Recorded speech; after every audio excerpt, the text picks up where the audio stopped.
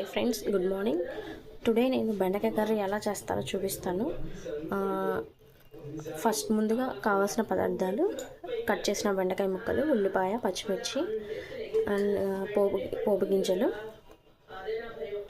కరివేపాకు. ముందుగా స్టవ్ వెలిగించుకొని కళాయి పెట్టుకొని పోపు గింజలు వేసుకుందాం. మినపప్పు, పచ్చిపప్పు, జీలకర్ర, ఆవాలు,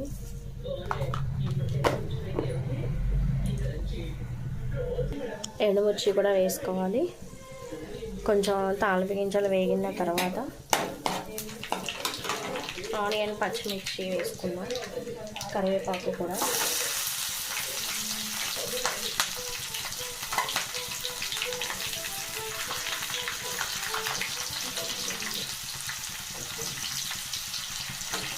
ఒకసారి తీసుకున్నాం. నూనె పడిందండి, ఏమనుకోవద్దు.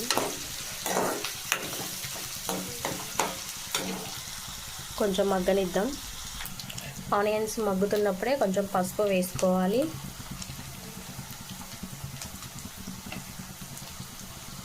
పసుపు వేసుకొని తిప్పుకున్న తర్వాత ఇప్పుడు కట్ చేసుకున్న బెండకాయ ముక్కలు వేసుకుందాం.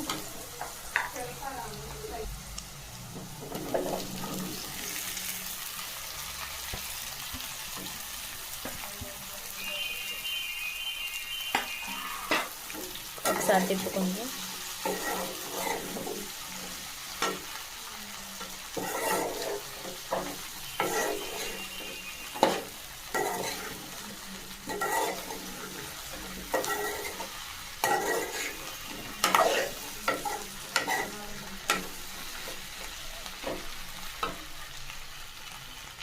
కలుపుకున్న తర్వాత బెండకాయలు మొత్తం కలిసేలా తిప్పుకొని కొంచెంసేపు మగ్గనిద్దాం. నేను కొంచెం సాల్ట్ కూడా వేసుకుంటున్నాను. కొంచెం లైట్గా మగ్గిన తర్వాత సాల్ట్ వేసుకోవాలి. ఇలా వేసుకుంటే బాగుంటుంది, బాగా వేగుతాయి.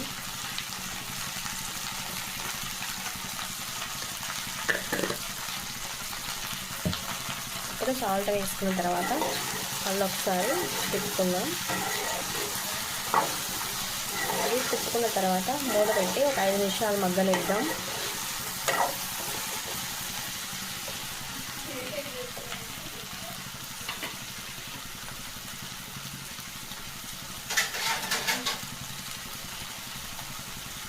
ప్లేట్ పెట్టి 5 మినిట్స్ మగ్గనిద్దాం. మంట సిమ్లో పెట్టుకుందాం. 5 మినిట్స్ తర్వాత మూత తీసి చూద్దాం.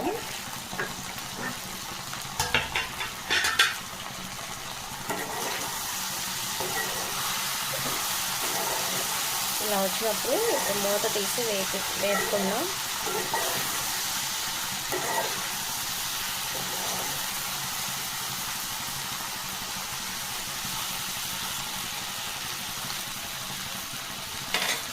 ఇలా కలుపుకుంటూ మధ్య మధ్యలో ఫ్రై అయ్యే వరకు చూసుకోవాలి.